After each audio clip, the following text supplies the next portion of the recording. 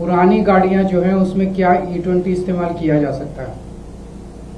तो आज मैं 29 ऑटो मैन्युफैक्चरर्स को चिट्ठी लिख रहा हूँ। चिट्ठियां बन गई हैं, बस जब ये पीसी चल रही है तो वो जा रही हैं सबको चिट्ठियां।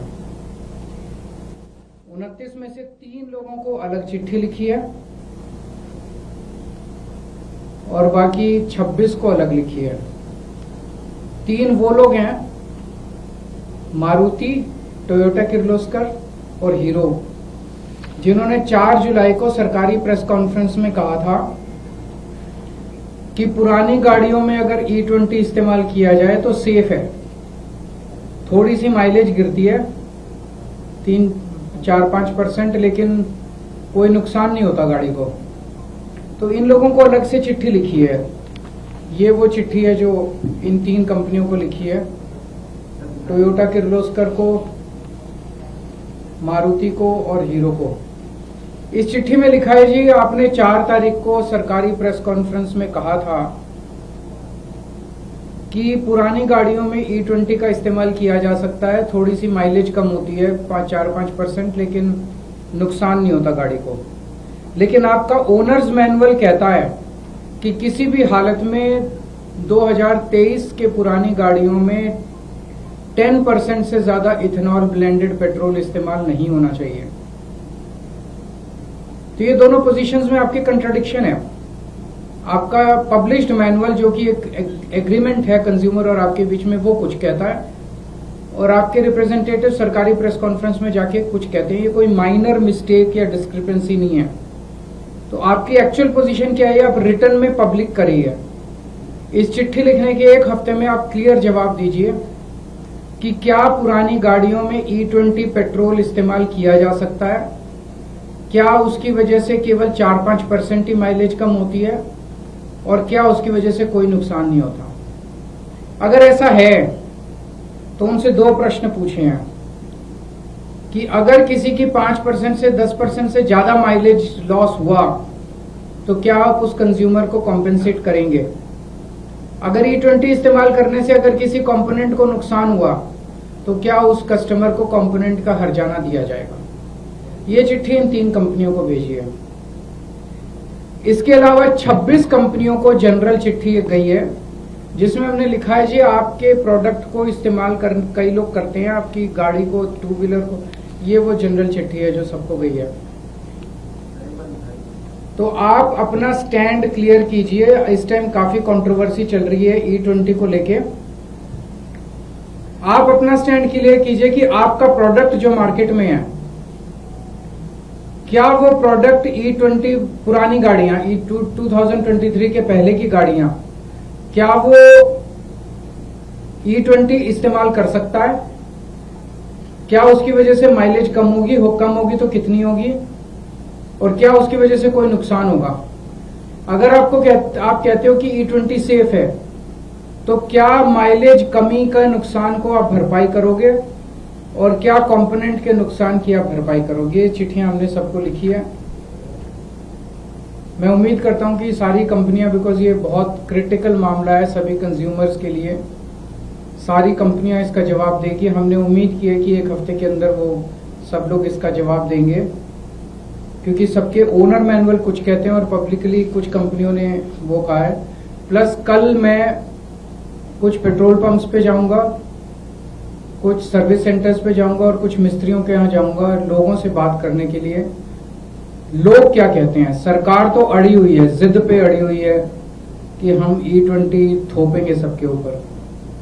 जनता क्या कहती है। सरकार कहती है सेफ है, कुछ नहीं होता, थोड़ी बहुत माइलेज कम होती है, इसकी वजह से कोई नुकसान नहीं हो रहा। जनता क्या कह रही है, जनता का क्या एक्सपीरियंस है। बीच में ये जनता को एंटी नेशनल कहना शुरू कर देते हैं, कोई लॉबिंग कहना चालू कर देते हैं। अब तो ये देख रहे हैं कि इनके ही अपने बड़े बड़े ब्लॉगर, बीजेपी वालों के ही बड़े बड़े इन्फ्लुएंसर, वो ही इनको गालियां दे रहे हैं सोशल मीडिया के ऊपर। तो इस तरह से 140 करोड़ जनता को एंटी नेशनल बोलना, टेररिस्ट बोलना, आतंकवादी बोलना, ये सही नहीं है। जब जनता अक्रॉस पार्टी लाइंस, अक्रॉस वो दुखी है, तो एक जिम्मेदार सरकार की जिम्मेदारी है कि वो जनता की आवाज को सुने, क्योंकि इनका ये decision, this is against science, this is against logic, this is against engineering. तो जाहिर तौर पे ये पब्लिक इंटरेस्ट में तो नहीं है, ये किसके इंटरेस्ट में है ये भी समझ नहीं आ रहा हम लोगों को। अगर आपके कोई प्रश्न है तो बता दीजिए। अपने का सर्विस सेंटर जाएंगे तो आप वहाँ पे जो लोग काम कर रहे हैं उनसे भी बात करेंगे, उनसे भी बात करेंगे, कंज्यूमर से भी बात करेंगे, सबसे बात करेंगे। सर, हरदीप पुरी जी ने कल फिर कहा है कि ये अभी भी टेस्ट मॉड्यूल चल रहा है और रिजल्ट्स के बेसिस पे आगे का कदम उठाया जाएगा और E15 फ्यूल जो है बीते 3 सालों से यूज में रहा है कंट्री में, तो इट इज नॉट दैट अचानक से इम्पोज किया गया है लोगों पे। एक दिन सुप्रीम कोर्ट में वो कहते हैं कि ये टेस्ट चल रहा है, ट्रायल चल रहा है, और ट्रायल कंप्लीट होने के बाद हम एक्चुअल निर्णय लेंगे। फिर अगले दिन मीडिया में कहते हैं नहीं नहीं सुप्रीम कोर्ट में हमने ऐसा नहीं कहा था, वो आप लोग गलत इंटरप्रेट कर रहे हो। कहा इन्होंने किया था कि नहीं किया था? अब आप कह रहे हो कि कल हरदीप पुरी जी ने ऐसे बोला कि ये तो ट्रायल चल रहा है, तो क्लियर बता देना। एक दिन कुछ बोलते हैं, एक दिन ये सरकार चला रहे हैं, क्या चला रहे हैं? जब वो इस तरह की बातें करती है सरकार, तो लोगों की सरकार पर से विश्वसनीयता कम हो जाती है। एक जमाना ऐसा था जब सरकार कुछ बोल देती थी तो लोग सोचते थे ये सरकार ने बोला, ये सही है। आज ये हो गया कि सरकार कुछ बोलती है तो लोग सोचते हैं कि झूठ ही बोल रहे होंगे, सरकार बोल रही है। हर चीज में झूठ, हर चीज में झूठ। राम मंदिर मामले से कल चंपत राय ने पहली बार चिट्ठी लिखकर अपना बयान जारी किया। उन्होंने कहा कि जब तक SIT की रिपोर्ट नहीं आती है मैं कुछ नहीं बोलूंगा, उसके बाद अपने पक्ष रखूंगा। लेकिन अनिल मिश्रा पर उन्होंने आरोप लगाया कि उनके हस्ताक्षर देते ट्रेजरर की तरफ से। देखिए, सारा मामला अनिल मिश्रा, टिन्नू यादव, फलाना ढिमका इसी के अंदर घूम रहा है। असली चोर तो बड़े बड़े हैं, वो तो कहीं और ही बैठे हैं। SIT जो है वो एक दिखावा है। SIT केवल और केवल लोगों को बेवकूफ बनाने के लिए है। बड़े बड़े चोरों को बचा लिया गया है। मतलब एक उनकी प्रेस कॉन्फ्रेंस के बाद ये दिखा दिया कि बस सब कुछ अब ठीक हो गया, चंदा चोरी जो है वो बंद हो गया। लेकिन सारे देश में किसी से पूछ लो, सबको दिख रहा है कि मामले को रफा दफा किया जा रहा है। पूरा जोर लगा के बड़े बड़े जो जिन्होंने चोरी की उसमें जो बड़े बड़े नाम है उनको बचाया जा रहा है और पूरे मामले को रफा दफा करने की कोशिश की जा रही है।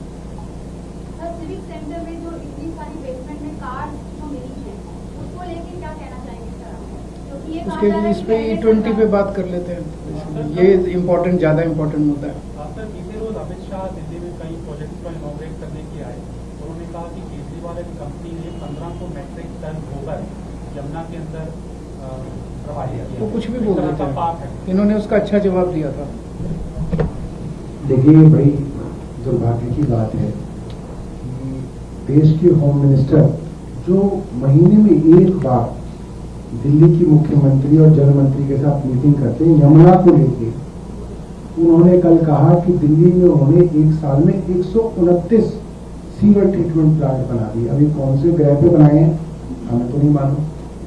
दिल्ली में जब बीजेपी की सरकार बनी तो 37 STP थे, आज भी 37 ही हैं। एक STP नहीं जोड़ा और अमित शाह जी ने कह दिया 129 नए बनाए। गोबर गैस की बात है, गोबर की प्रोसेसिंग, उसका निपटारा NCD का काम है, सब लोग जानते हैं। 17 साल से NCD में भारतीय जनता पार्टी थी, अभी भी भारतीय जनता पार्टी है।